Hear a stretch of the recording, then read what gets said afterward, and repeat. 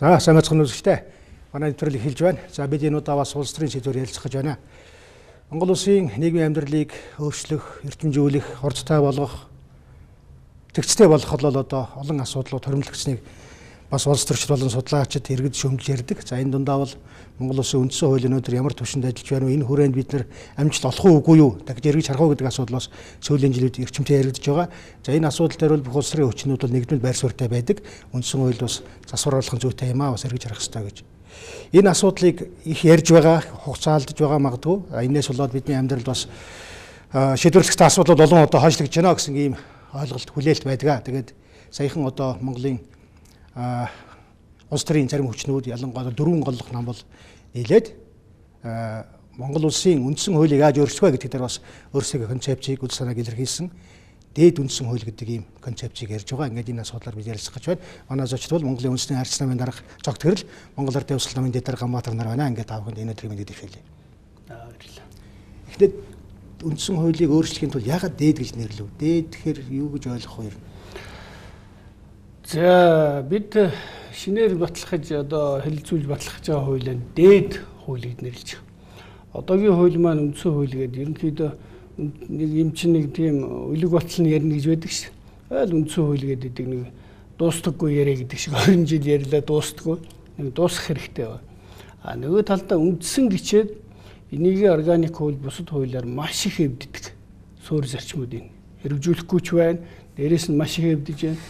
Тийм учраас энэ бол тийм эвддэг биш. Энэндээ бусад хуулиуд нь багтдаг. Энэ малгай дороо. Тэ?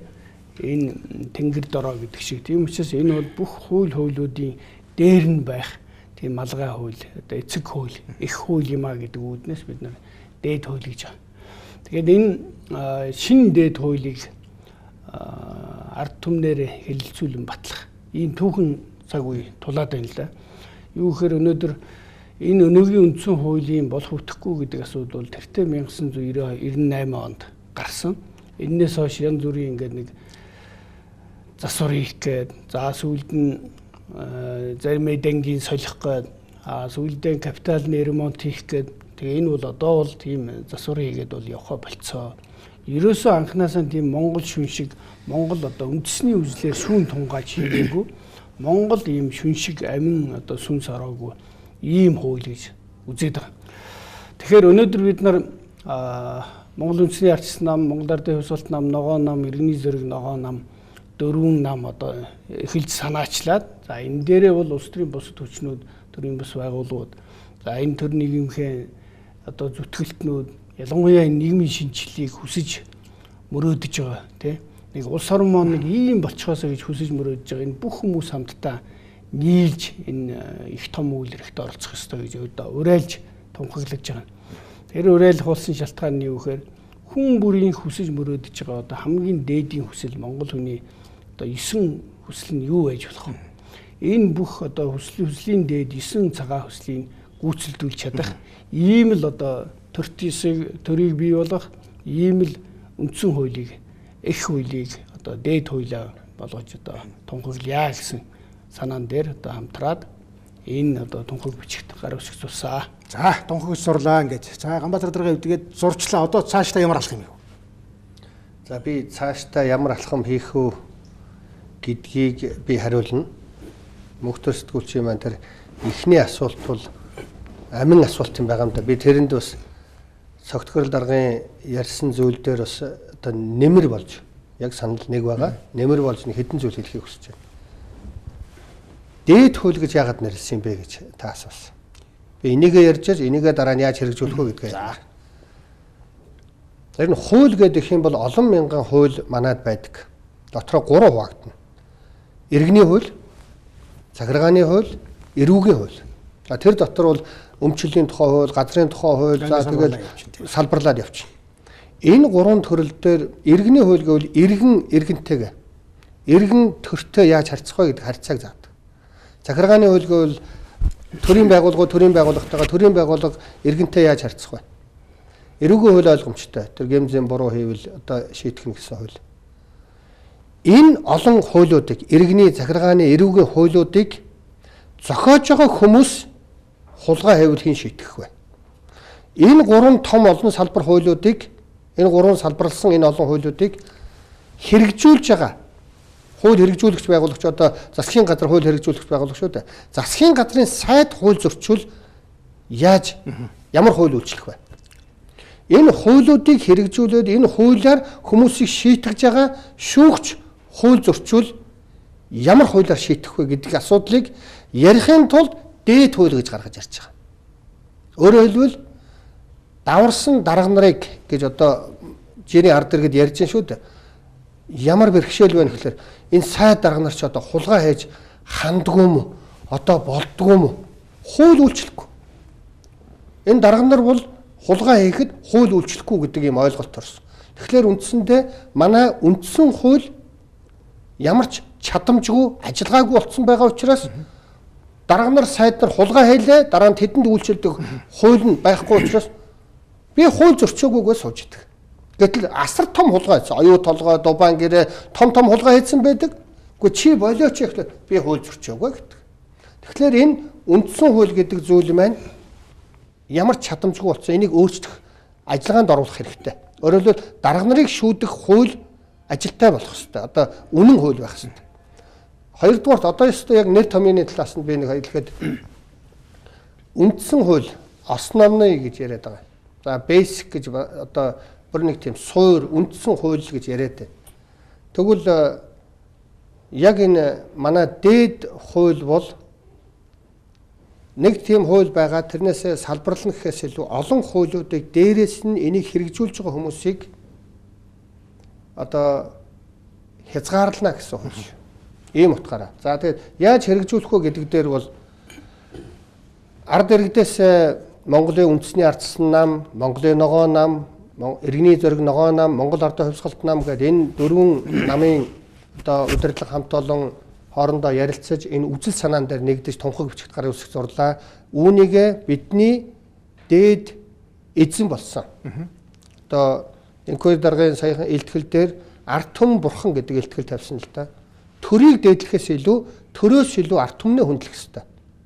Тэгээ энэ хуулийг ард түмэндээ сурталчилж санаа бодлыг авч хилцүүлэг явуулж саналыг аваад дэмжүүлснээрээ энэ хуулиа бид батлуулах үйл ажиллагаа явуулна. За энэ дээрээс үүдээр нэг юм байгаа. Би товчхон хэлэхэд үгүй тэр 76 чинь батлахгүй шүү дээ гэж ярьж байгаа. 76 эцэст үндсэн хуулийг шийддэг улсууд биш. Үндсэн хуулийг шийдэхэд ард түмэн даяараа хэлэлцүүлж саналыг аваад дэмжүүлсний дараа 76 сойрхон баталгаажуулж хэлбэржүүлдэг улсууд болохоос биш ард түмний хууль энэ ард түмний эрх мэдлийн буцааж бид өгөх гэж байгаа. За баярлалаа. Цогтгэрэлээрээ тэгэхээр энэ хандлагыг бол үнэхээр ойлгож байна. Магадгүй одоо үнэхээр нийгмийн хүлээлт байна. Тэгвэл одоо парламент за Монгол Ардын Хувьсгалт намын статус бол парламент судалгүй намуудаас ингээд тунхаг бичиг гаргалаа, гарыг сурлаа, хамтарч байна. Яг энэ хуулийн чинь бол өргөн барих чинь бол одоогийн хэрвэрж байгаа намууд эрх мэдэл байгаа шүү дээ. Хурлын гишүүд өргөн барих хэрэгтэй тийм үү? Засгийн газар өргөн барих хэрэгтэй. Энэ нөхцөл байхгүй тохиолдолд яаж амжилтанд хүрэх вэ? Яаж энийг одоо хэлцүүлгэнд оруулах? С.Ганбаатар дарга хэллээ шээ. Ер нь бол нийгмийн гэрээ энэ үндсэн дээд хууль бол.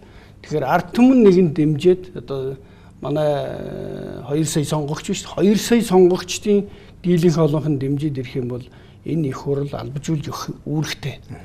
Нөгөөтэйгүр бид нар энэ үндсэн хуулийг ингээл нэг олон нам байхдаа одоо бид нар парламентд ороод ч юм уу нийлээд ингээд нэг сайхан өвцөлдсөн үедээ тал талаасаа яриад баталчдаг юм шиг яриад байгаа.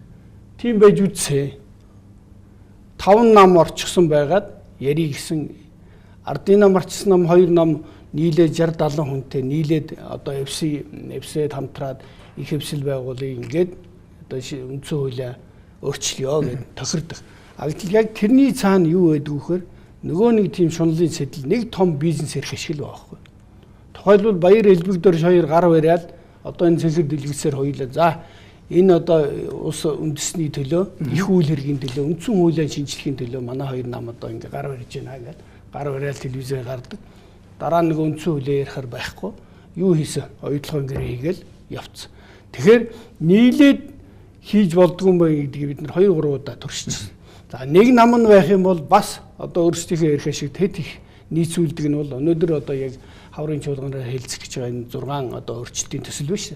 Энийг харахад бол яаж одоо нийгмийг залж одоо зөвлөдөх санал асуулга инээдрэгээд ингээд нэг хэлэлцүүлсэн болоод өөрөөрөө чиглүүлээд яг сургацсан бэлтгэсэн хүмүүсээр чиглүүлээд тэр чиглүүлсэн юмдаа чиглэлсэн асуултаа аваад тэгээд одоо өөрсдөө хэрэгцээтэй гэсэн юмыг оруулах.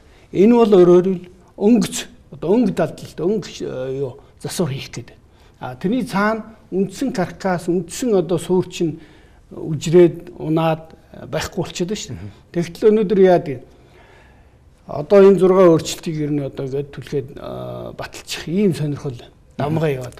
Тэгэхээр би энийг юу хэлж ийм нэхэр энэ парламентэд энэ дээр суудсан олон жил суудсан улсуудад бол үндсэндээ энэ хууль, өнөөгийн хууль бол яг өөрсдийг нь одоо өндөр сентид залж исэн одоо хувь заяаных нь хишиг хэмээн үздэг. Тийм учраас энийг хөндөөхийг ерөөсөө хүсэхгүй байна. Энэ бол тэр хөнгөн тансаг амьдралынх нь одоо гол одоо түлхүүр нь байсан гэж одоо үздэг. Тэгэл энийг одоо маш чухал хууль та нар одоо хүчин чадал дотоод нөөцийг одоо сайн судлах хэрэгтэй гэж яриад. Гэтэл эн чинь ерөөсөө хуучны одоо нэг 24-ийн машин шиг болчиход байна шүү. Өнөөдөр яагаад энэ ард түмэн нэг ширхэг 24-ийн Улаанбаатарт унахгүй байгаа. Тэг чи болохгүй гэдгийг мэдээ солилцоод байна. Тэ? Өөрөө Excel-ээрээ, Bruce-ээрээ ингээд солилцоод байхад манайх нөгөөхөнгөө энэ чинь ерөөсөө сайн байсан. Одоо энэ дээрээ энэ Bruce-ийн мотор тавьчих. Энд нь сайхан бензний одоо юу байдгийг юм чи тэ гадуур нь гой хятад ингээд өнгө засал хийгээд гой гэрэл мэрэл астдаг болох чигээд ингээ харгалаад байгаа. Эн чинь өөрөө явахгүй байхгүй.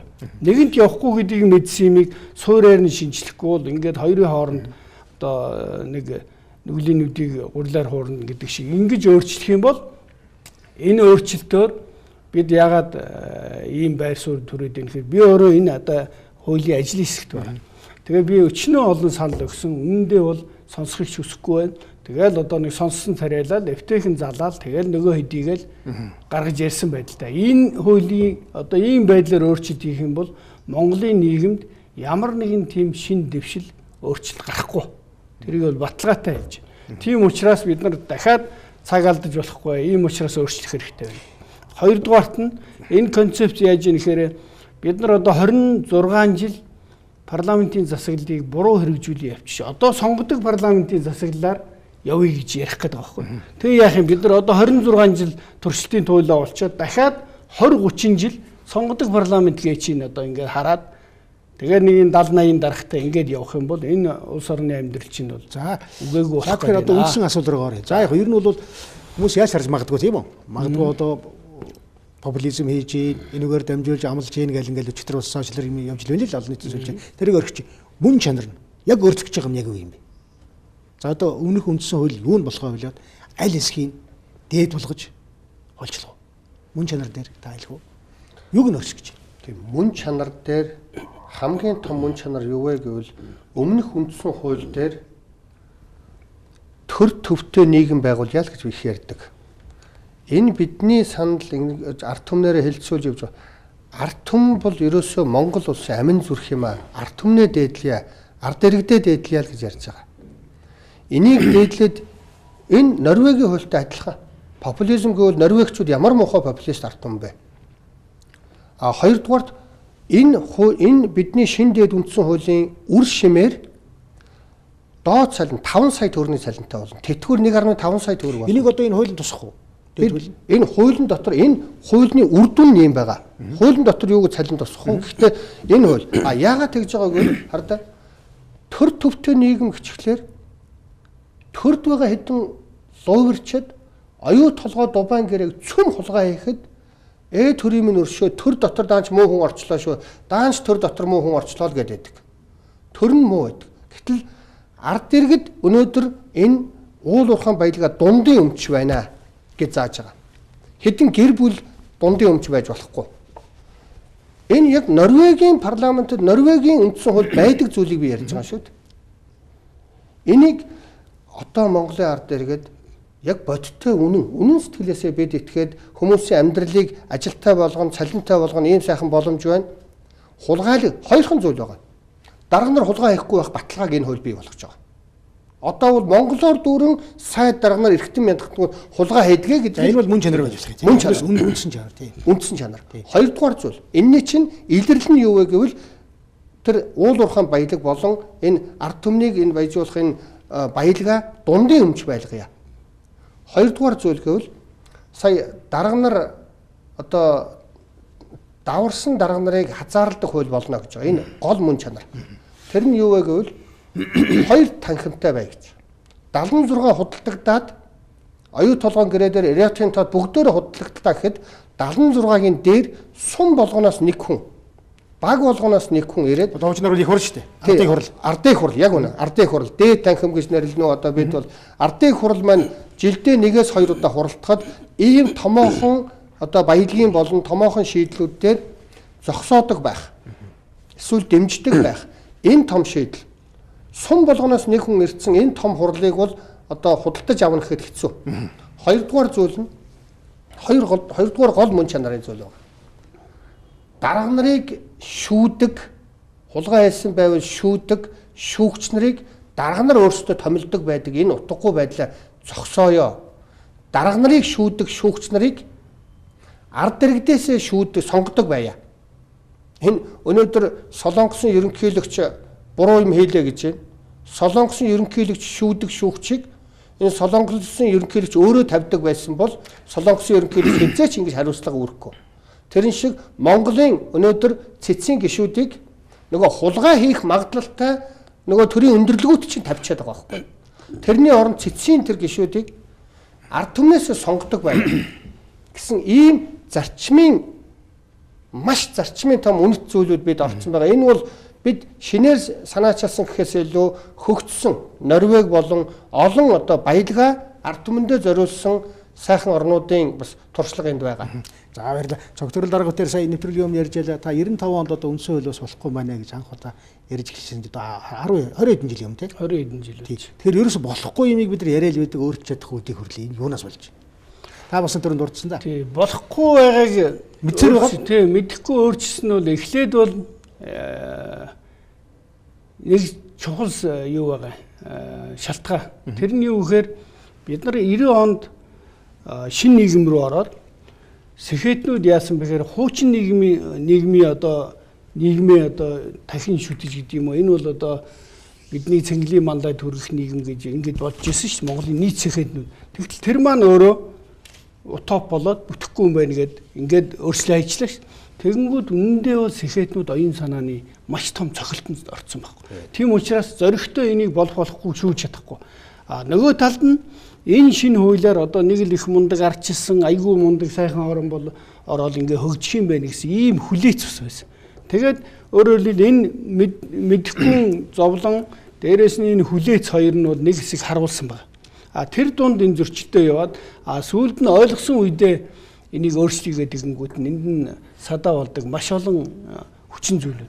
Нэгдүгээрт нь өөрөөр хэлбэл энэ үндсэн хуулийг үзэл санаа болгоод тулгсан тэр одоо энэ гадна дотны олигарх хууль гэдэг чинь энийг бат бөх байлгаж ээж өнөөдөр энэ одоо баялагийг авч болдго юм байна. Энэ задгай их захгүй байх хооронд нь энэ улсыг чинь цөлмөд аваад гол юм үнцэнтэй юм дээр хяналтаа тавьчих болдго юм байна гэдэг сонирхол. Нөгөө талд нь манай энэ дээр одоо энэ хувь зээний одоо тухайн үеийн одоо түүхэн боломжийг ашиглаад дээр гарцсан улсууд чинь энэ хуулийн үйлчлэл өөрсдөд нь маш их таатай байгаа. Ашиглаад өөрөөр хэлбэл энэ бол тэр нөгөө сайхан амьдрах дээрээс нь өндөр синтез залрах энэ түүхэн боломж чинь энийг хамгаалах сонирхол маш их болсон. Нөгөө талд нь нийгэм өөрөө задарсан учраас арчилсан гэдэг маш олон ургалч үзээр өөрөөр хэлбэл телевиз хэдэл 50-60 телевиз байгаа юм чинь энэ дээр энийг буруу байна гэд бодож байгаа хэсэг нь цөм болж төвлөрч цугларч нэгдмэл хүч болж чадахгүй. Нийгэм хитрхи задгаа дарга хийсэн. Өнөөдөр бол 20 жилийн дараа юу болж байна гэхээр за 20 жил наран туул дээр зогслоо. Мөн үү? 20 жил энэ хоёр намыг ээлжлэн 3 удаа дээш нь заллаа. Гоё болчих болов, өөрчлөчих болов, сайхан болчих болов гэж горьдлоо. Нөгөө талд нь 20 жил энэ бүх улс орны одоо туршлагыг судлаа. Одоо Скандинави орн сая Норвегийн тухай ярьж байна. Бусад орн манайхан чинь дэлхийд даяар явлаа ш. Үзээд ирсэн чинь эн чинь бас тийм ч одоо агуу их мундаг юм биш юм байна. Энэ чинь өөрөөр хийж болох байсан юм байна гэдэг ийм одоо харилцан дүгнэлт бий болоод эргээд сэхэтнүүд өнөөдөр яаж ийм гэхээр энэ бол алдаад мадагтай юм маш их байна. Хуучин нийгэмд сайн юм их байж энэ өнөөгийн сонгосон нийгэмд бол бараан саарл юм маш их байна. Энийг харин ингэж засчулах юм байна гэдэг дээр ерөнхийдөө оюун санааны хувьд бол одоо овоо нэг чиг рүү харж явах шиг байна. Гэлээ гэхдээ одоо энэ дээр байгаа эрх барьж байгаа хүмүүс чинь өнөөдөр бие биендээ одоо юм хэлж чадахгүй болсон. Харилцан нээдлэнд орсон. Яг нэг аалзны тор нэг утас хоорондоо орооцолчдөг. Энэ зангилагийн тайл гарахгүй ийм одоо хатуу болсон.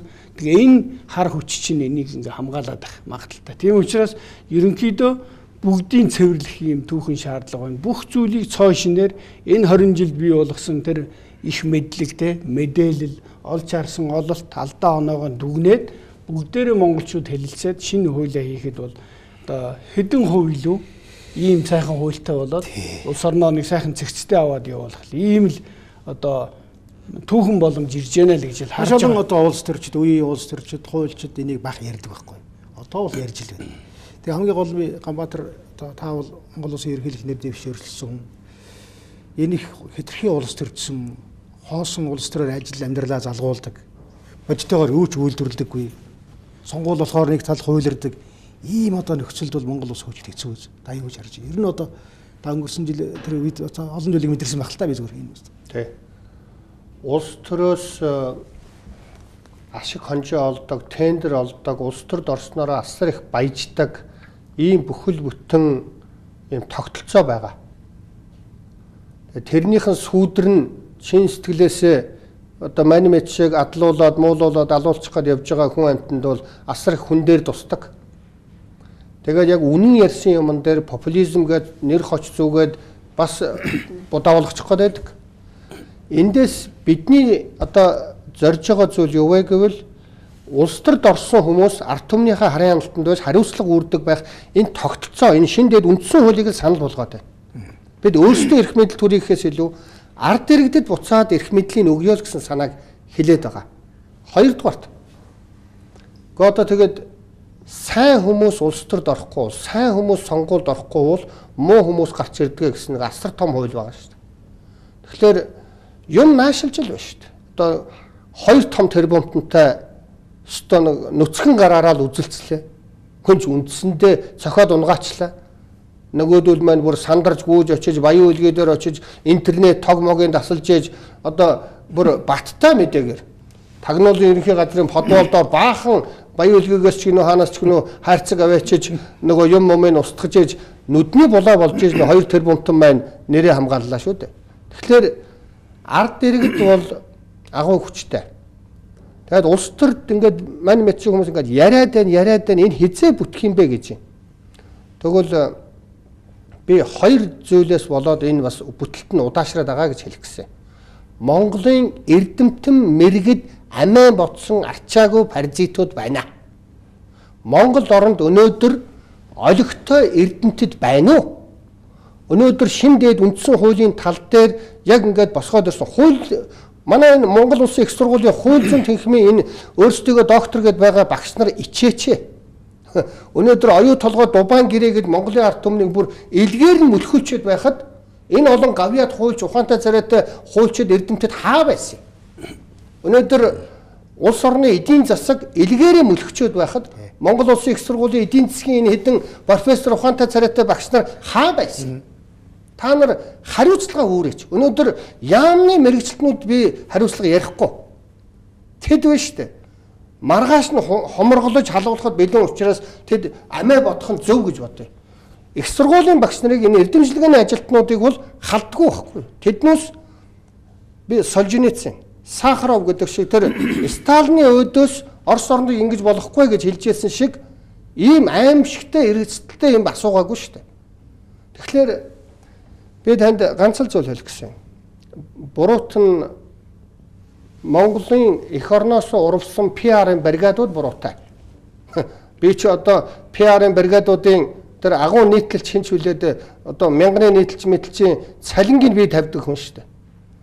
Над мэдчих хүмүүс ингэж оюутлогоо дубаан гэрээ гэж муулаагүй бол тэдэнд мөн Иран тето мөнгө өгнө. Эцэст Эрдэнэтулд тэдэнд мөнгө өгөөд байгаа юм биш. Би мөнгөний өгүүлээд байгаа юм ба шүү дээ. Тэгэхээр энэ аимшигтай PR-чад хөлсний ал орчод энэ Эрдэнэтэд ажиллаа хийгээч.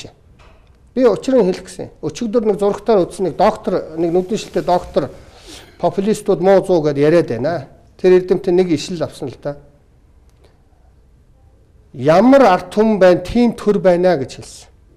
Тэр Эрдэнэтэд энэ үгийг хизээ хэн хаана анх ямар нөхцөлд хэлснийг мэдэхгүй байна. Хардаа арт түмнийг сүлдө буруутгаж эхэлж байна. Төр хулгайч байгаа нь арт түмэн чи буруу учраас биш ээ. Тэр үед Архимед хэлж Архимедийн үед хэлж яхад юу гэж хэлсэн бэ гэвэл тийм ээ арт түмэн гэж ямар хүнийг citizen гэж байгаа юм л да. Арт түмэн гэж ямар хүнийг хэлдэг байсан бэ гэвэл боолуудыг хэлдэг байсан. Эмэгтэйчүүд сонгуульд ордоггүй байсан. Бүх одоо газрын эзэд бүх сэхэтнүүд нь ордог байсан. Ямар сэхэтнүүд энэ нийгэмд байна, тийм төр байна шүү гэсэн үг. Яг үг нь бол маргаашийн талхыг яйда гэж байгаа залуу тэрэг түрээд явж байгаа тэр залууд Монголын төр муу байна, чамаас болж байгаа маа гэж хэлэх эрх хинт ч байхгүй. Харин энэ бүх болж байгаа процессыг ойлгоод мэдрээд дуграараа гэд Эрдэнэтэн цол хайрлцсан арт түмнийхээ төлөө дугуурахгүй яамны ажилтан шиг төсөл хөөцөлдөөд Эрдэнэтээс ганц нэг төсөл хөөцөлдөөд явж байгаа ийм Эрдэнэтэн мэргэд. За ийм сэхэтнүүд буруутай гэж би хэлэх гэсэн. Тий. Энэ дөрөв би Ганбаатар даргын асуултанд тавьсан яг та бол их том ерөнхий утгаар хариулчлаа. Цогтгэрэл дарга асууя. Монгол улсын иргэд бүгд намд хуваагдсан. Улс төрийн намуудад. Тэр намаараа дамж амжиргаа засуулдаг. Албан тушаалаа хамгаалдаг. Ажлын байртай байдаг. Эсвэл одоо нэг сонгуулийн үеэр хэдэн дөрөвний одоо юу гэдгийг халамж авдаг. Ийм нөхцөл үүсчихэд байгаа. Энийг бол та зөвшөөрөн те мэдж байгаа. Одоо энийг нь дээд хуулиар яах вэ? Яаж өөрчлөх вэ? Бүгдээр л ингээл намд хуваагдаад тэгэл намынхаа төлөө зүтгэл зүвч байсан бурууч хамгаалаа суугаад байгаа. Эсвэл өөр гарч байна уу? За энэ бол ерөнхийдөө энэ намуудад итгэл алга болж ийн гэдэг нь төрд итгэл алга болоод байгаа байхгүй. Намар дамжуулаад. Тий. Өөрөөр хэлбэл ямар ч үндсэн хууль бай, сайхан хууль бай, энийг хөдлөгдөг амийн одоо хөдөлгүүрнэш мотор нь төр байхгүй. Аль төр нь өөрөө ажиллаж чадхааргүй тийм ажиллах чадамжгүй, шийдвэр гаргах чадамжгүй, эргэж хургасан, холигдсон тий одоо энэ нэг 20 хэдэн жил дотор 16 засаг солигдчихлоо. Ийм замбраагүй байгаа чинь өөрөө Монгол төрийг улам доош нь хийгээд тэрний эцсийн юм нь өөрөөр хэлбэл энэ төр барьжсэн намууд тэднэрээр дамжуулаад итгэл алдраад байна гэдэг.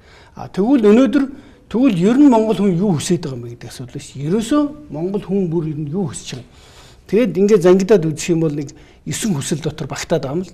Өөрөөр хэлбэл хамгийн түрүүнд бол нэг тайван хамгаалан эх орондоо сайхан аз жаргалтай амьдрмаар хөрөнгө мөнгөтэй чинээлэг баймаар эрүүл байна, эрдэмтэй баймаар үр хүүхдээ өнөр өтгөн сайхан амьдрмаар орон сууц тоглог сайхан амьдрмаар энэ бүгдийг зохион байгуулж чадах төр шиг төртөө баймаар гэдгийг хүсэж байгаа байхгүй. Тэр бүгдийг бид нар гүйцэлдүүлж чадах ийм л одоо үндсэн хуулийг гаргачаад байгаа. Тэгэхээр өнөөдөр нам байна уу? За манай 4 нам санаачилсан байна уу? Ерөөсөө аль нэг нам байхаас ирүү энэ 9 хүн бүрийн Эрдэнэт Монгол хүний болон өрх бүрийн хүсэж байгаа тэр хүслийг гүйцэлдүүлж чадах ийм төртөө болох, ийм дээд хуультай болохын төлөө бүх ард түмэн бүгдээрээ хичээгүүлэн оролцох хэрэгтэй. Тэрэнд нь илүү сая бидний ярьдгаар ялангуяа нийгмийн одоо тэргүүлэх хэсэг, оюунлаг хэсэг, сэхэтнүүд өнөөдөр заавал ардын нам, арчсан нам гэхгүйгээр бүгд энэ хуулийнхаа төлөө одоо итгэлийн зүтгэж, санаа бодлоо тусгаж, ингэж хамтынхаа дээд хуулиа батлаад яаж цаашид хөгжиж дэвжих үү гэдгийг энэ суурь бүтээж авах хэрэгтэй. Бидний хувьд бол за энэ хүслүүдийг хэрхэн яаж хэрэгжүүлж болох вэ? Жишээ нь одоо бүх өрхгөр яаж орон суустай байж болох вэ гэдэг ийм програм тий. Яавал одоо эрүүл байж болох вэ? Энэ цөөхөн 3 сая монгол хүнээ нэг үзлэх тамруулцдаг, үйлчлэгийг нь төрөөс даачдаг байхгүй бол тэгвэл энэ их баялагтай байх хэрэг юу вэ? Дээрээс нь 30 гэр бүл нь баяжаад байдаг биш 3 сая хүн хүртдэг энэ системийг чинь бүх дэлхийд даяар хийгээд хэрэглээ болцсон юмыг энэнийг хийлэхгүй байна гэдэг чинь өшөөл нэг 5 жил, дахиад 4 жил, дахиад 8 жил саатуучвал бид нар илүү л ихийг хосчихъя гэдэг л энэ латгах санаа яваад байхгүй. Одоо тэр яаж юм нэхэр сонгодог жишээ бол Эрдэнэтээр гарч шít. 51% нь ман тууцсан. 49% ардчсан нам дууц. Тэгээд бие биендээ хэн ч хэлж чадахгүй. 49 одоо ардчсан намынхын учиргүй 51%-ийг ярьж эхэлж ш. Тэгвэл өмнөх засгийн газарт ардчсан нам байсан, ардчсан намын сангийн сайд, хууль зүйн сайд, аудитийнхан бүгд л энийг мэдчихсэн. Хууль хяналтынхандаа хэлээд засуулахгүй байсан. Засахгүй байгуул. Өнөөдөр ардын нам тэр үед бас л одоо ардын намын засаг одоо баярын засгийн газар байсан. Эний чинь бүх байгууллагууд мэдчихсэн мөртлөө яагаад би чадахгүй вэ гэхээр эдгээр бие бинийгээ шалгаж, хянаж, тогтоож, шүүж чаддаг ийм юм байхгүй. Бүх юм нь хоорондоо хөл толгоогоор орооцолцсон. Одоо бүгд бие биендээ нээлттэй. Ийм нээлттэй улсууд энэ үндсэн хуулийг ч өөрчилж чадахгүй, энэ улс орныг ч одоо өөрчилж чадахгүй. Улам л одоо мөнхөгийн замаар идэж уухын энэ одоо бүр шүлэнгэтсэн энэ шунлынхаа замаар одоо яваад байгаа. Дээд хууль бол одоо үнэхээр дээд байх хэрэгтэй тийм үү? Тэгээд одоо бидний чи яриад байгаа энэ асуудал явж байгаа улс төрийн намуудын тухай хууль руу ордог шүү дээ. Миний асуух гэсэн асуултын тов чинь хатуу хүчин нам ах хэрэгтэй байна уу гэдэг асуултыг л тавих гэсэн юм. Яагаад гэвэл бүх хүмүүс намд хуваагдсан. Намаараа дамж амьдэрдэг. Хатуу гişмжлэлтэй байх нь зөв үү? Улс төрийн нам ийм том одоо өргөн олныг хамраад ардны талцуулдаг зөв үү? Наад чинь бол одоо манай намын Монгол үндэсний ардчсан намын 10 гаруй жил яриад байгаа юм шиг.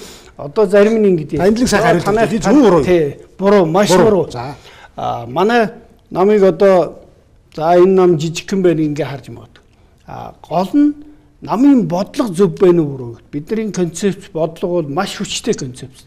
Олон түмэнд хүнийг цуглуулах гэдэг бол одоо энэ хоёр намыг явж ирсэн коммунист тогтолцоо л да. Ингээ явах юм бол өнөөдөр Монголд байгаа 30 нам 30 орон даяар яг ижилхэн ийм бүтц болгоно гэвэл энэ орон чинь зүгээр л улс төр хийдэг ахуй амьдралаас хөндөрчих байхгүй. Тийм учраас энэ намчирхал талцлыг ялангуяа сумын төвшөнд алга болгоё гэд бидний одоо хамтын хуулийн дээр бол сумыг бол ерөөсөө иргэд нийтийн хурал, иргэд чөлөөтэй оролцдог. Тэр нөгөө иргэдийн төлөөлөгчдийн хурал мурал гээд нам оролцдог. Энэ юмыг болиулъя гэж байгаа. Энэ бол их нааштай тий. Сонгодог утгаараа улс төрийн нам бол сонгож ирсэн хамгийн сайн арга. Одоо энүүгээр амьдрахгүй улс төр явахгүй гэж. Энэ үнэн байж магадгүй. Ихэнх улсууд ингэж явж байгаа. Тэгэхдээ хит хатуу гişмжлэлтэй. Хит нэг намаар хүн дамж амьдэрдэг энэ болцооноос татгалзах боломжийг нь олох хүн дээд үл. Тэн дээр олгоно. Тэгээд Мөнхтөрийн асуусан төрөний асуулттай наадах чи би холбоо дээр олгоно.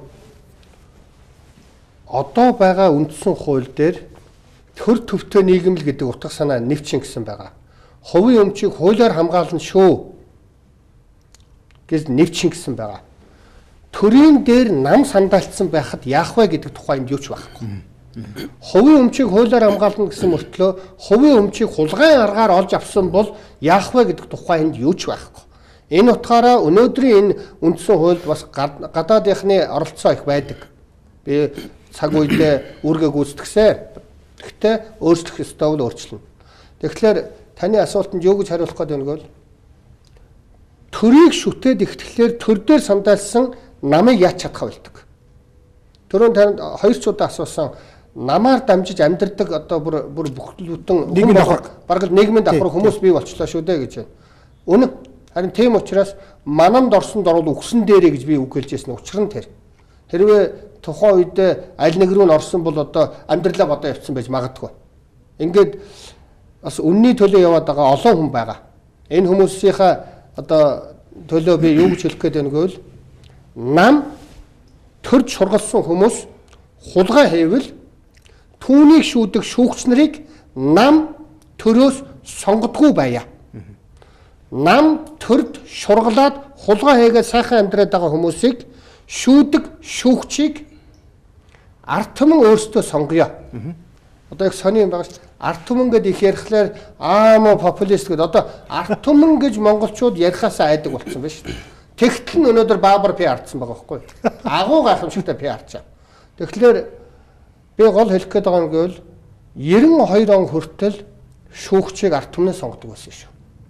Хүмүүс энийг мартцсан байгаа. Социализмын үед бас ч гэж шүүгч нар ёс зүйтэй байсан. Өнөөдөр энэ бидний одоо энэ санаачилж байгаа энэ шин дэд үндсэн хуульд шүүгч ард иргэдээсээ сонгогддог бай, ялангуяа дээд шүүх одоо цэцгийн шүүгчийг ард түмнээсээ сонгодог бай, даварсан дарга нарыг тэр нам байна уу, төр байна уу, бейдаагч байна уу, хулгай хийсэн байвал ард түмний нэрийн өмнөөс шийдэгдэг бай. Одоо шийдэх гэхлээр манаас тавьсан байгаа шүү дээ. Одоо шийдэх гэхлээр анаас тавьсан байгаа. Хоёрдугаар зүйл гэвэл 76 тэр чигээрээ дубаан гэрээдүүлээд оюутлогойдуулаад бүгдөө л уурчин болоод хамтдаа барьцаалагдсан байвал дээр нь жилдээ нэг удаа ирдэг ард иргэдийн төлөөл болсон их хуралдаа нь хуралдаж тэднүүсийг нам зохиж унагадаг бай. Их хуралдаа худалдагдвал их хуралдаа барьцаалагдвал би ард түмнээс дээр өөр ямар ч хүч байхгүй. Энд ард түмэнд хүчийг өгье л гэж байна. Өнөөдөр ард иргэдийн нийтийн өмч болсон оюутлогоо, таван толгой, уул уурхайн баялагийг сургууль цэцэрлэг эмнэлэг ажлын байр болгоё гэж шийдвэр гаргах гэхлээр төрж сургалсан намын нөхдүүд чинь цөм Америкт 7 байшаа аваад байна шүү дээ. Энийг болиулахын тулд энэ ард түмний дундын өмч байя. Үндсэн санаа энэ ард түмэндээ итгэе. Ард түмнээ дээдлэе. Тэгэхээр зарим хүмүүс тэгт одоо зарим нэг эрдэмтдтэй уулзаад ярьж хахад тэр ард түмэн чинь дими шүү дээ. Юу ч мэдэхгүй шүү дээ. Тэгээд ард түмэн мэдэхгүй бол тэр шүүгчнэр чинь хэн мэдчихэж байгаа. Худалдаа өгчлийн банк л мэдчихэж шүү дээ. Энтэйш Риотинто мэдэж эхлэв шүү дээ. Энтэйш хэдэн олигархууд мэдэж эхлэв шүү дээ. Өнөөдрийн засгийн газар мөнгө удирдах байгаа болохоос яг ард түмэн удирдах байгаа юм. Өнөөдрийн засгийн газрын шийдвэрүүд ард түмнийг төлөө гэсэн шийдвэрүүдэд гадаадын хүмүүс гар үсгээ худалдаж амьдарч байгаа зарим нэг хүмүүсээс болж бид ядуу амьдарч байгаа. За одоо Цогтгэрэл энийг засъя гэж байгаа. Түрүү нэг өөрөө амин сүнсгээд ирсэн шүү дээ. Энэ ялгаатай юм. Яг тэрийг бас тодруулаад ярьчихсан юм. Ярих хэрэгтэй юм шиг байна. Төр ажилдаг байхын тулд өнөөдөр манайхны 76 гишүүн. Дээрээс нь ерөнхийлөгч нь нэмэгдчихнэ. За тэгээд ерөнхий сайд нь мэдээж нэмэгдэн сайд болгон ингээ нэмэгдүүл нэг 80 90 толгойтой ингээ урагшлах гэдэг байхгүй. Дор бүрдээ төр. Дор бүрдээ төр. Тэгээд ингэж явна гэж бол байхгүй. Энэ бол өөрөө шийдвэрийг эзэнгүү болгодог, хариуцлагыг эзэнгүү болгодог энэ замбраагүй. Тэгэхээр бид нар тодорхой юм бол ерөнхийлөгч гэдэг хүн нь энэ засгийн газраа байгуулад удирдаад явдаг гүйц засаглалын тэргүүн байя. За парламентын дээр хоёр танхимтай болгоо бие биений хяндаг ийм шүүх хууль бол зүгээр нэг мөнгө олохын тулд хууль санаачилсан бол мөнгө олдог биш. Энэ амьдралыг тэтгдэг ийм хуулиудыг шүүн тунгааж маш одоо нухацтай гаргадаг бай гэж. Нөгөө нэг чухал юм нь та одоо харж байгаа бол бидний Монголын амьдрал энэ төр засаг их олон өөрчлөгдөөл, энэ офшор гээд энэ ядуурл баян хоосны ялгаа хит ингээ яваад байгаагийн уул үндэс нь бол баялагт байгаа байхгүй. Уул уурхай. Баялагын хараал гэж ярьдаг да. Тэр өөрөөр хэлбэл нүүрсэл ярьдаг, зэс ярьдаг, төмрийн хөдөр ярьдаг ийм л нэг засаг төрөл байгаа байхгүй. Тэрнээс биш хүний эрүүл мэндийг энэ боловсролын тогтолцоог ярьдаг, энд улс сүртэй ярьдаг юм ерөөсөө байхгүй. Тэгэхээр энэ хэрүүлийн тулам гэж байгаа.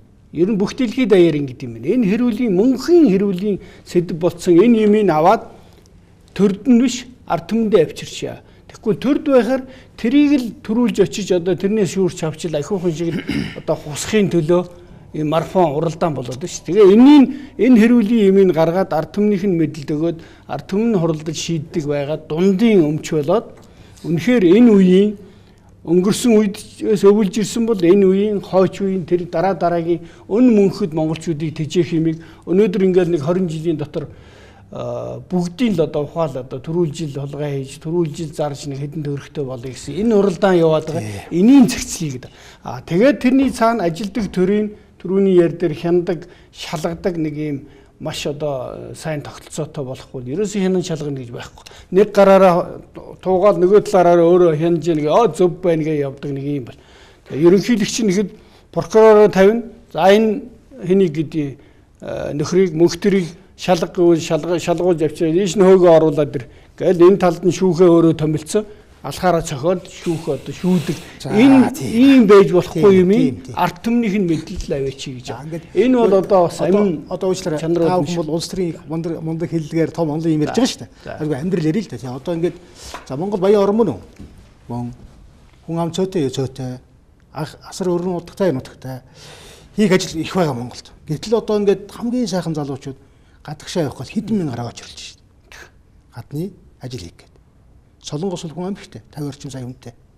Тэгсэн мөртөл гаднаас юм авчаал ажиллаа хийгээд байна шүү дээ. Тэгээ ийм одоо ийм байж болохгүй юм чи. Хичнээн үргэлжлэх үү. Бид нар одоо ингээд хамгийн сайхан одоо өсвөр насныхаа залуучуудыг гадагш нь боолын хөдөлмөр эхлүүлэхээ явуулж байгаа нь одоо зөв буруу. За бусад тэр том хууль мойл байли ерөөсөө бодит амьдрал дээр. Яаж болох вэ? Нэг одоо бидний яриад байгаа юм шүү дээ. Энэ гадна дотны бүр толгоогоо сэгсэрдэг. Энэ агуу баян орон ийм сайхан боломжтой. Одоо зах зээл гэх юм бол хоёр том далай. Хятад гэдэг дэлхийн хамгийн том далай. Зах зээлийн далай баггүй. Эн чинь бизнес эдийн засаг гэдэг чинь зах зээл дээр тулгуурлаад юм чинь Хятад гэдэг далай, хойд талд нь Орос гэдэг агуу том далай, Европ ойрхон байна, Япон Солонгос ойрхон байна.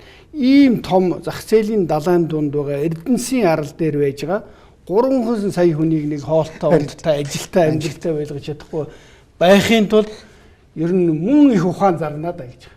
Ийм болгож тэгэхээр энэ ерөөсө зүгээр баг ярьж байгаа нь одоо юу гэдгийг за энэ зах дээр 8 хийж байгаа. Энэ нэг ахуй амьдралынхаа төлөө зүтгэж байгаа хэдэн авгааг авчираа тавихад бол эднэрээс яавт утахгүй арай л илүү зохион байгуулалтаа гэж хүртэл ярьдаг байхгүй. Тэгэхээр эн чинь тэр энэ нэг шунлын оройд нь хүрэхгүй одоо баялагын шунал тий. Ёроол нь харагдахгүй тэр агуу харанхуй нүгэлрүүл бүгд ингээд тэмүүлдэг ийм тогтолцоог энэ үндсэн хууль чинь бий болгоод байхгүй. Би бол хэлдэг. Энэ үндсэн хууль бол бурхан байсан ч буг болгодог ийм хуулиа. Энийгээ засахгүй бол эн чинь бол ерөөсө гаднаас ийм байхын тулд хуваан захир гэдэг онол дээр түшиглээд зохиогоод өгчихсөн юм бид нар өнөөдөр өөрөмшүүлчихэд тэгээд энэ хэд задарсан нийгэм дотор чинь тоглоод нөгөө цул болж чадахгүй учраас энийг өөрчилж чадахгүй ш. Тэгэхээр өнөөдөр бол 4 нам байна. Дараа нь 5 нам, 9 нам одоо хөдөлгөөн юу гэдэг монголчууд бүгдээрээ нийлэх юм бол яг сайхан одоо энэ мэдсэн сурсан, сонссон мэдээлэл дээр түшиглээд нэг улс орноо нэг аятайхан аваа явах ийм хуультай болчих юм бол өстой бугч орсон ажиллаж чадж идэг ийм механизмтэй төртөө болгоод авчих юм бол монгол хүнийг ажилтай байлгах, орон сууцтай байлгах, тэ эрүүл байлгах гэдэг бол ерөөсөө амархан ажил байхгүй юу? 5 жил, 10 жилийн дотор шийдчих гэсэн. Төрөний таны хэлсэн асуулт их сайхан асуулт. Солонгост одоо ажлын байр нь ихтээд одоо монгол хүмүүс маань тийшээ очих гээд байгаа даа биш. Монгол хүмүүс одоо монгол гэр бүлээсээ, үр хүүхдээсээ, хань ижлээсээ холхон бай гэдэг эх орноосоо дайжаад байгаа юм биш. Эх оронтой хайртай маш их зүдэрдэг. Энэ ямар ялгаатай юм бэ гэвэл Солонгосын эдийн засаг өсөөд манайх унаад байгаа ч юм биш. Солонгосын улс төрчид хулгайч биш байна. Тэнд эдийн засгийг хөгжүүлж ард түмэндээ үйлчилдэг систем ажиллаж байна. Тийм улс төрчтэй байна. Тэр улс төрчид хулгай хийгээд амиа бодох юм бол шоронд оруулдаг үндсэн хуультай орн бол Солонгос байна. Харин Монголд ард түмнийхээ сайхан амьдрах боломжийг Эрденетулгад худалдаад баахан мөнгө идэж уугаад гадаадад Америкт баахан байр аваад ингээд баяжаад байхад яач чаддгүй үндсэн хуультай орн бол Монгол байна. Энээс болж энэ олон хулгайч дарганараа яач чадахгүй байгаа учраас гарахаас өөр аргагүй байдалд оруулаад байгаа нь Монгол байна. Тэгээ энэ байдлаас бид арга зам ярьж шүү дээ. Арга зам өнөөдөр ямар нэгэн популизм гэж хүмүүс доромжилж одоо нөгөө нийтлэгчд маань бичээд эхлэх байх л да. Тэгэхээр хэлж бид их хуралдааг санал болгож байна. Хоёр танхимтай болыг санал болгож байна. Бид шүүгч нарыг одоо өчигдөр Энkhbaatar хэлсэн байлээ шүү дээ нөгөө тэрбум доллартай гэнэ үү сая доллартай гэнэ. Сая доллартай шүүгч байна гэдэг чинь шүүгч нар өөрсдөө хулгайч. Биднийг шүүж байгаа шүүгч нарын дээр нь хулгайч байна гэсэн санаа болчихлоо шүү дээ. Ингэхлээр энэ тогтцоог байхгүй болгохын тулд ард түмэндээ л итгэе. Ард түмнэрээ энийг шийдүүлээ. Ард түмэн хулгайч байна гэж байхгүй. Ард түмэн өөрөөсөө хулгайлахгүй.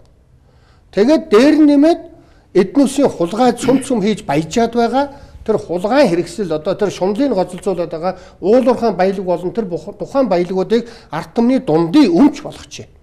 Тэгэхгүй өнөөдөр энэ төрийн өмчөө гэж байгаа. За нэгдүгээр эзэнгүүд үлж байна. Хоёрдугаар төрийн өмчөө чи хэн захиран зарцуулах юм бэ? Төр чургалсан хулгайч нар зарцуулна. Гэхдээ тэрий чинь хэн шүүх юм бэ? Үндсэн хууль шүүн. Үндсэн хууль нь юу юм бэ гэхлээр зүгээр л толгойг нь нийлээд тэгэд би энд нэг хэн зүйл хэлж байна. Одоо манай улс төрийн хулгайч бүлэглэлүүдийг хэн шүүж ийн гэж тэд бие биенээ шүүж байгаа. Тэд бие биенээ одоо бүр дайны талбар болчихлоо шүү дээ Монгол. Тэгээд эн чинь ингээл 5 толгой Эрдэнэс гок гэл ингээл баахан шуугч өгжсэнэ чимээгүй болдог чинь энэ 2 3 хулгайн бүлгүүд хоорондоо тохиролцож одоо хулгайгаа эвтэйхэн тэр олзоо эв нартаагаар хуваасан байна гэсэн. Одоо ингэс хийж байгаа чимээг болчихвол. Энэ асуудал дарагдсан гэдэг бол асуудал шийдэгдсэн биш. Тэгээд хоорондоо хуваагаад сэмэрхэ авчлаа. Эднээс хоорондоо ингээд гинтхэн гарч ирэл пижигнэл явж байна гэдэг чинь юу гэсэн үг вэ гэвэл эднээс олдсон дээрээ хувьдан дээрээ тохироогүй байна гэсэн. Яг олз хувь ямар нэг юм ботхгүйгээр ярьж ирсэн. Дубайн гэрээг тэгвэл тэгээд тэр парламент байхад хамгийн түрүүнд ярьж л байсан шүү дээ биднээс. Өнөөдөр оюу толгойг 14 дахь жилдээ ярьж байна. Тэгэхээр хамтсуун дотроо эднээс хоорондоо бие биенийг нэг одоо байхгүй болгочихсоо гэж залбирахын оронд хулгай хийсэн хэмбгаач байсан завчиж унагадаг дарга нарт халгаатай тэр үндсэн хуультай болжоо гэдэг нь бидний гаргалгаа. За гарц. За шийдэл та тэр солонгос руу явах гээд ойчрлоод ингэж штэ. Тэгээ тэр чинь хүмүүс өчигдөр зүгээр тайлбарлаа. Ямар нөхцөл байдалтай. Тэгээд энэ улсууд залуучуудыг явуулахгүй байхаар ухуулга хийгээд бүр ярьж байгаа. Тэрний юу гэхээр Солонгост 10 хэдэн жил болоод ирсэн 3 хүн ирлээ надад өчигдөр. Тэгсэн нэг нь тэгж байна. Би эднэрт одоо ингээд нэг үйл гэж яагаад тахаа ер нь бараг телевизээр гарч ярьд юм уу. Би яг энэ замаар чи яваад би 2 өрөө байраар амьдралаа самарчаад ирлээ. Яасан гэсэн 2 жил өөрөө 2 өрөө байртай болсон 10 жил болсон. Нөхрөөсөө салтсан 2 хүүхэдтэй байсан. Энд байсан 2 хүүхэд нь нэг нь одоо архичин болцсон хүүн охин буруу замаар явцсан. Тэгээ би тэр 2 өрөө байрны төлөө 10 хэдэн жил эрүүл мэндээ алдаад эргээд сайхан амьдралаа би самарчлаа ш. Тэгээ энэ юуны буруу юм бэ гэхээр энэ дээр байгаа энэ үзэг барьсан хулгайч нарын буруу болчиход байгаа. Үзэг барьсан хулгайч хутга барьсан хулгайч хоёрын аль нь илүү хортой вэ гэвэл би үзэг барьсан хортой юм. Хутга барьсан хулгайч 3 хүнийг хутгалах байх. Үзэг барьсан хулгайч 33 сая хүнийг хутгалдаг юм байна гэдгийг л би гүн гүнзгий ойлгоод байгаа учраас энэ дээр байгаа улсууд чинь ер нь бол ихэнх нь луурчд болчиж тал нь гарцаагүй луурчин гэдгийг мэдж байна. Тал нь өгсөн хуульдаж хамгаалж байгаа учраас хам хэрэгтэн болчих гээд. Тийм учраас дуурах ёстой. Үнэхээр л одоо энэ хэрэгтэн оролцоогүй улсууд бол ил тод одоо дуурах ёстой байхгүй. Дуугаа байна гэдэг бол нуун дарагдуулж байгаа хам хэрэг. За тэг амар юм да тийм сонсоод багт. Мөнхтөр сэтгүүлч ер нь нүдэн дээр нь хүүхдүүдийнх нь ирээдүйн одоо баялаг сайхан амьдрах боломж эрүүл мэнд одоо нөгөө бидний яриад байгаа 5 сая төгрөгийн цалин бүх хэмээн цөлмөн дээрэмдэж гадагшаага зөөж явахад нөгөө л оюутлага өдөрт 5 сая долларын баялаг олдог өдөрт хасах 2 сая долларын өрн Монголыг оруулдаг. Ийм байхад энэ бүх мэдээллийг өгөөд энэ бүхнийг 10 гаруй жил яриад байхад зөв зүгээр ингээ хараад суунаа гэдэг бол зарим нэг Монголын сэхэтнүүд эрүүл биш байна гэсэн. Энэ эрүүл хүн энийг хараад зүгээр ингээд инээмсэглээ суuna гэдэг бол ямар нэгэн тархинд гажиг үүссэн байна гэсэн. Ингээхээр Монгол сайхан болно. Ингээд заавал зөвхөн ингээд ядран байж ойлгох хэрэг юу байна л гэж би дотроо боддог. За одоо дараагийн алхмыг ганцхан хэлчихье. Одоо ингээд таавхан тунхлаа гаргалаа. Намууд нээж гарын усрлаа. Одоо дараагийн одоо юу хийх вэ? Хүмүүс ухуулах уу? Энийг одоо яаж их хуралд оруулах уу? Яаж шийдвэр гаргуулах уу? Ямар алхмаар энэ одоо шийдвэрт хүрч чадах вэ? За бид нар гол 9 одоо хүсэл тэгээ 9 зарчим дээр тогтцсон. За энийг тойруулаад одоо намууд сууж гин дундын одоо үндсэн хуулийн хувилбартай болъё. За Монгол үндэсний ардчилсан нам бол 2009 онд гаргасан, 8 онд гаргасан үндсэн хуулийн төсөл байдаг. 5 дугаар үндсэн хуулийн төслөгээ та санаж байгаа. Монгол Ардын хувьсгалт ном бол шин дээд бүгд найрамдах Монгол улсын шин дээд хуулигээд ийм одоо бас хуулийн төсөл гаргасан. За бусад намууд бас тодорхой саналуд байх. Энэ бүгдийг нэгтгээд дундын үндсэн хуулиа одоо хувилбараа гаргаад энэ хувилбараа одоо энэ хаврын чуулгын хэлмэгц улсын хурлд албан ёсоор өргөн барина. Энэ хуулийг одоо хэлэлцээ шинээр. Мөн одоо хажуугаар нь ард түмэндээ энийг одоо ойлгуулж орон даяар аймаг бүрт, сум бүрт, иргэн бүрт, өрх бүрт одоо хүргэх энэ ажлыг зохион байгууллаа. Хилцүүлэг гэл би бас хилцүүлгийн төвшинг ингээ янз янзаар харж илсэн зүгээр орон нутагт хүмүүс сугалардаг тийм ээ. Гэхдээ яг одоо үндсэндээ таны түрүү бас нэг хэллээ сэхэтний төвшөнд, судлаачдын төвшөнд, эрдэмтдийн төвшнийг дэмжлэг баг гаргадаг байт юм л. Яг ингээ очихоор өөр хэдэн дэвтэрийн хүмүүс тийм ээ, ажилгүй хүмүүс өөр ингээ сонирхох маягаар ирдэг. Яг одоо ийм оюун санааны өрсөлдөө, мэтгэл цай тэрийг дэмжиж байгаа тийм хандлага сул байдгийг юунаас болдог вэ гэж бодож байна. Энэ дээр хоёр зүйл. За яг бид саяас дээш илүү гарын үсгийг цуглуулад явна, ард түмнийхээ дэмжлэгийг авна. Шийдвэр гаргагчнараас илүү ард иргэд хүчтэй юмаа гэдгийг л бид итгэдэг. Хоёрдугаарт саяны таны ярьсан зүйл дээр сэхэтнүүд энэ судлаачдын төвшөнд яагаад дэмждэггүй вэ гэвэл Монголд яг үнэн сэхэтнүүд өнөөдөр одоо их ховордоод байна. Монголын нийгмийг ингээд харах юм бол энэ хулгайн одоо систем үйлчилдэг, ийм буруу систем үйлчилдэг энэ тогтолцооноос ашиг шим хүртэгчд гэдэг нэг хэсэг байгаа.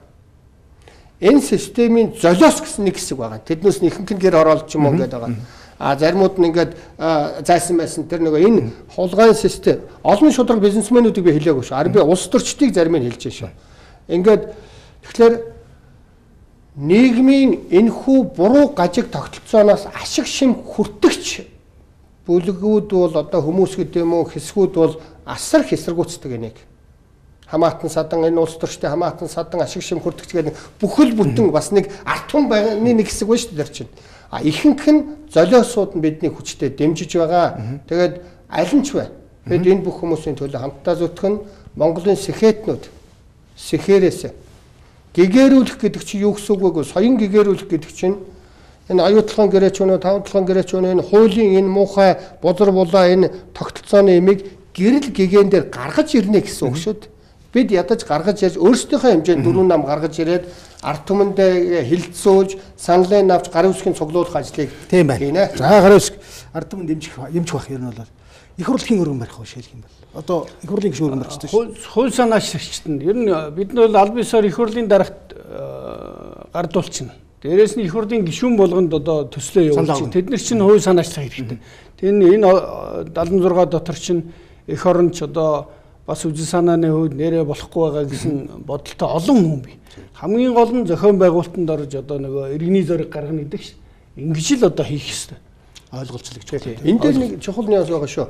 Мөнхтөрсдгөөс та бусад хуулиудтай адилхан одоо эрүүгийн хууль ч юм уу, захиргааны хууль ч юм уу нэг өмчийн хууль шиг хэн нэгэн хүн өргөн барина гэж одоо асууж авах шиг байна. Зүгээр зарчмын хувь тийм байх боловч яг онол ярих юм бол үндсэн хуулийг хэн нэгэн одоо гишүүн өргөн барьж боловсруулад суугаад өргөн барьдаг.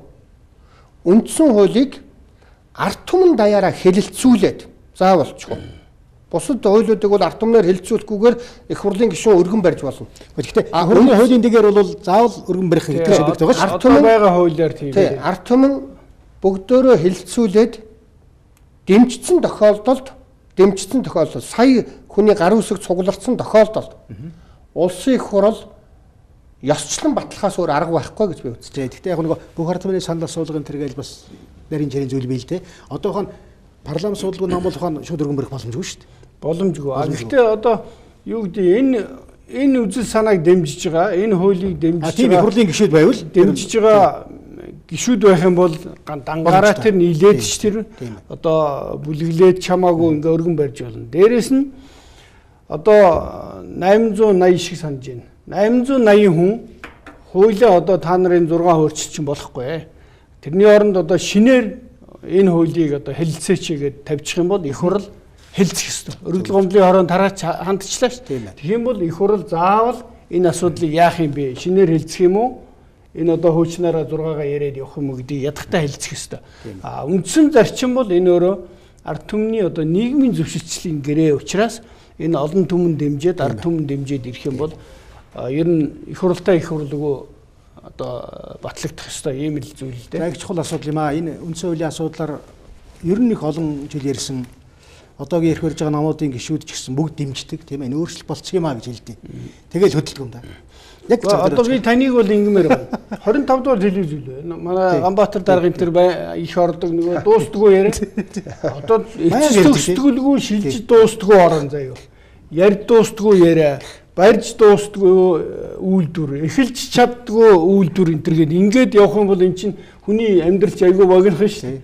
Тэгээд бид ч барааг нь харахгүй. Тэгэхээр би одоо мөнхтөр сэтгүүлч таныг одоо нийгмийн нэр хүндтэй сэтгүүлчдийн хувьд дуустдаг яриа гэж нэг юм хийж. Бид нар нэг юм яриул нэг ард нь гардаг. Долмоор гоох. Бас үнэн шүү тий. Нэрээ ард нь гардаг. Тэгээд хэдэн жил яриа. 5 дугаар цахилгаан станц гээд 27 жил ярьлаа. Тэгээд нэг ч станц байхгүй. Зэсайлуулах үйлдвэр яриад байдаг байдаг тий. Ийм байж болохгүй. Утаанаас гаргана гэж одоо 15 жил ярьлаа. байхгүй уламл нэмэгдээд байгаа жишээ. Нэг имийг бариад эхлүүлээд хийгээд дуусгадаг байх хэрэгтэй. А тэр нь энэ хуулийн одоо тэр нэг суур зарчмууд бол маш их хүчтэй өөрчлөлт авчрах юм. Нийгмийн зөвшөлтсөлийн том асуудлыг гаргаж тавилаа. Одоо дэмжлэг бүгдээрээ хамтран эрх барьж байгаа юм ч тэр, барайг үүнч тэр, сэгэд нүүж тэр, иргэдч тэр тийм үү? Тэгэлгүй яг таны түрүүний хэлдгээр одоо тэр ардын намын ард түмэн, ардсан намын ард түмэн гэж ингэж болохгүй. Ялангуяа энэ хоёр нам бол энэ нийгмийг 20 жил дайны байдалтай хоёр фронтод ингээл энийгээ зогсоогоод бүгдээрээ нийлээд энэ одоо хуулийн дээр түшиглээд хамтдаа усаа энэ бэхжүүлэх нийгмийн зөвшөлтсөл гэдэг дээр би бүр онцгойлж одоо та хоёрын ярьсан санааг бүр дэмжиж би хоёр санаа хэлмээр байна. Одоо нэг бас нэг манай Монголын үндэсний телевизийн нэвтрүүлгээр нэг ярьж байхад нэг хүмүүс одоо санд юм да.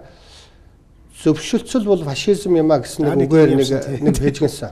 Яг үг нь бол юу гэсэн үг вэ гэвэл одоо Ayn Rand-ийн үг л дээ. Тэр үг нь юу гэсэн үг вэ гэвэл ард түмэнтэйгээ зөвшөлдсөхгүйгээр эрх баригчид хоорондоо зөвшөлдсөх юм бол энэ бол фашизмын эхлэл юм а гэж тэгэж анх уг нь хэлсэн үгийг дундаас нь аваа явчихлаар ерөөсөө зөвшөлтсөл муу юм шиг үгүй. Ард түмэнгүйгээр зөвшөлдсөл болохгүй шүү. Ард түмэнтэйгээ зөвшөлдсөх ёстой. Ард түмний зөвшөлтсөл байх ёстой гэж. Хоёрдугаарт энэ дээр санаа нь бол одоо бас л хүний үг хэрглэж байгаа бол нэрийг хэлэхгүй муухай да. Джон Локийн хэлсэн үг байна. Ерөөсөө хууль гэдэг бол нэг хэн нэгэн ухаантай царайтай хаан эсвэл ямар нэгэн тийм эзний дээрээс өгсөн зарлиг биш. Одоо манай чинь 76 хүний зарлиг гэж ойлгоод байна шүү дээ. Үгүй. Хууль гэдэг бол ард түмэн, иргэд, олон түмэн хоорондоо яаж хамтдаа эвсэж, зөвшөлдсөж, нэг зүгт хамтдаа өсөн дэвжиж явах вэ гэдэг нийгмийн гэрээ юм а. Гэдэг утгаараа өнөөдөр яагаад энэ бүхнийг яриад байдаг болохгүй юм бэ гэвэл нийт иргэд, ард иргэдийн зөвшөлдсөх, хилэлцэх энэ санал санаачлагыг одоо сэхэтнүүд, улс төрчид, намууд тал талаасаа дэмжиж хамтдаа явах л ёстой. Хоорондоо нэг яриад байх нь бас хоёрдугаар зүйл. Манайх одоо хэд харьцсан юм шиг. Одоо ингээл хэвлэл мэдээллийн салбарыг та хүн хардаа тий. Ямар ч замбраагүй хяналтгүй мэрэгжлийн бас сонирхчдын худалдагдсан юм сэтгэл зүйл үүссэн шүү дээ. Тэгээ би бол одоо зарим хүмүүс хэлдэг. Улс төрч ялангуяа гутлын үйлдвэр, нэхний үйлдвэр хамаагүй тэрийг бол болох ба. Хүний толгойг яах юм бэ? Энэ өгж байгаа замбраагүй мэдээл. Энэ хүмүүсийн тархитлагаа ийшлсэн цацсныг одоо яах вэ? Гол мөртөстүүлч гол юм хэлээ та. Хит ардчлал гэдэгт буруу байхгүй. Ардчлал буруу. Тийм л ерөн. Яг би гол хэлээ. Яг хит ардчлал гэдэг би утгын танихтай санал нэг байна шүү. Зүгээр яг үгийн зөв ойлгох юм бол ардчлал гэж юу вэ гэвэл ардаар засаглах гэсэн үг шүү дээ уг нь. Одоо энэ ч бүр ардаар засаглах гэсэн үг. Демокраси гэдэг үг нь. Тэгэхээр хит ардчлал гэдэг бол хит ардаар засаглана гэдэг бол буруу биш. Ганцхан энэ дээр тантай санал нэг байгааг нэг зүйл юу вэ гэвэл бас л Достоевский хэлсэн шүү. Тэр юу гэсэн үн чин цалгар наазгаа дураараа өөрсдийнхөөрөө ингээд амар амгалан дураараа байна гэдэг бол эрх чөлөө биш юм а. Харин хяналттай байна гэдэг эрх чөлөө юм а. Ард иргэд өнөөдөр хяналтгүй болцсон байгаа. Оюутлогын гэрэн дээр бид хяналт байхгүй. Энэ улсын их хурал дээр юу яригдж байгаа хяналт байхгүй. Дансандаа одоо сая доллартай тэр улсын юу шүүгчдэр ард том хяналт байхгүй. Ард иргэдэд хяналтын үгүй хянаж байгаа ард иргэдэд таалагдахгүй зөөвөл одоо зохиж унгаадаг эрхийн үгүй ингэж вэж Монгол орн бид хяналттай болно, ардчлалтай болно. За бид ярианаас хүмүүс бас ойлголт авсан байх. Цогтгэрэл дараа та тэгээ хэлгүй. Одоо ер нь энэ бол үндсэн зарчим юм аа. Бид энийг өөрчлөхгүй амьдрахгүй нэ гэж таах хэлж штэ. Одоо тэгээд иргэд одоо олон нийт бас ингээ манай үзэгчдэд хандж юу хэлэх вэ? За юун төрөнд энэ тунхагийг олоод нэг үг өсөхгүй уншичмаар байна. За дараа нь бидний яриад байгаа үндсэн хуулийн төслийг ялангуяа сэхэтнүүд гэдэг байна шүү дээ. Одоо насан турш хүмүүс сонгогчд болж игэл олоод уншичмаар байна. Уншаагүй манайхны сайхан цээжээр таагаад бүгд нөгөө нэг хагас дутуу энэ тэнцүүд ийм одоо мэдээлэлтэй тэрэн дээрээ тэгэл одоо тэр нь муу тэр нь ийм гэсэн өөртөө бууцсан тэр итгэл үнэмшлэрээ биш. Эсвэл одоо юу гэдэг манай намын биш юм гэж хандах биш. Зүгээр одоо ерөөсөө нийтийн хүн бүрд, өрх бүрд, иргэн бүрд хэрэгтэй зүйл гэж бодоод нэг хараад үзээтгэмээр. Тэгхийн бол энэ бол одоо бүр эхлэлээсээ эхлээд зарчмын өөр байхгүй. Энэ бол одоо эхлэхдээ л одоо Мөнхтөрийн дор орших те Монголын ард түмэн бидгээд эхэлнэ. Нөгөө хууль маань бол яах вэхээр одоо хүмүүнлэг иргэний арчилсан гэл одоо нэг л их сайхан тэгээд одоо нэг л тийм барьцгүй Монгол нэмжиггүй л байгаад байгаа юм да. Тийм учраас цээжээр биш, таамгаар биш, сөрхийн тулд сөрөх биш. Яг нэг сайхан уншиж судлаад ингээд үзэх юм бол гүн гүнзгий одоо хүн бүрийн амьдрал одоо тусгалаа олох нийгэм сайхан одоо шин дэвшлийг авчрах ийм одоо үзэл санаа явж байгаа шүү. Энд бол хүн бүрийн оролцоо чухлаа гэдгийг л хэлмээр байна. За баярлалаа нэвтрүүлгийн өндөрлөх үү. Та ганц юм хэлчих үү энэ дээр. Одоо байгаа үндсэн хуулийг хүмүүс зохиосон. Ямар нэгэн бурхны зарлиг биш. Энэ үндсэн хуулийг сайхан сэтгэлээр, чин сэтгэлээсээ Монголын төлөө хүмүүс зохиосон. Тэгэхдээ энэ сайн зүйл хийсэн байх. Энэ үндсэн хуулийн ач буйнаар хогийн цэг дээр хороол үүсчлээ. Өнөөдөр биднийг төжөөж байгаа Эрдэнэт байна уу? Одоо зүгээр улс төрчид тэрийг хувийнхаа нэг хаус шиг зардаг болчлоо. Оюутлогоо Дубай гэж Монголыг 100 жил төжөөх тэр одоо зүйлүүдийг гэрээгээр гадныхан зөөрөөд өгчдөг болчлоо. 25 тэрбум долларын өрөнд энэ үндсэн хуулийн ач буйнаар бид орчлоо. Энэ янзаараа 2 жилийн дараа 30 тэрбум болно. Энийг зүгээр хараад суугаад хэрэггүй. Өөрчлөх боломжтой. Энийг хүн зохиосон. Энэ бурхны зарлиг биш. Энийг хүн зохиосон учраас өөрчлөх боломжтой. Дээр нь нэмээд бидний хувь заяаг хэн нэгэн валютын сан, хэн нэгэн дэлхийн банк, хэн нэгэн гадаадын хүмүүс, хэн нэгэн тэрбумтан бидний засгийн газраар дамжуулж бидний хувь заяаг зурдаггүй. Бид өөрсдөө хувь заяагаа зурах ёстой. Бид өөрөө өөрсдөө л итгэнэ. Энэ өнгөрсөн 27 жил Америкууд туслах болоо, Оросууд туслах болоо, Хятадууд туслах болоо, Англич одоо юу гэдэг Германууд, Япончууд туслах болоо гэж ингэж гуйлагчин сэтгэлгээнээсээ салж өнөөдөр бид өөрөө өөрсдөө аварна. Бидний өөрсдийн өмч бидэнд өөрсдөд хэрэгтэй. Бид өөрөө өөрсдийгөө засаглахын тулд засгийн газар Монголын ард түмний төлөө үйлчилдэг ард түмний өөрийн засаг байхын тулд Рио Тинтогийн засгийн газар байхгүй тулд энэ шин дэд үндсэн хуулиндаа хүмүүс анхаараач, үр хүүхдийнхээ төлөө энэ дээр анхаараач. Та нар минь оролцооч гэдгийг энэ сайхан нэр хүндтэй нэвтрүүлгийн одоо энэ дээрээс бас хичээнгүйлэн хүндэтгэж ард иргэдтэй хандаж хэлмээр байна. За дэлгэрэнгүй ярилцлаа. Та бүхэнд баярлалаа. Тэгээд амжилт хүсье. Энэ үзэсгэлэнт хаяр төсөж байгаа амжилт биш. Ер нь нийт монголчуудын эвлэл одоо тийм үү. Үндсэн гэдгээ одоо дээд болгож байна тийм үү. Энэ хуулийн төлөө бүгдээрээ хамтраад бас хэлчих хэрэгтэй юм аа. Бүгдээрээ хэлчихвэл буруу гэж үгэдэг шүү дээ ингээд. За ингээд баярлалаа үзэгчтэй. Нэвтрүүлэг өндөрлөө.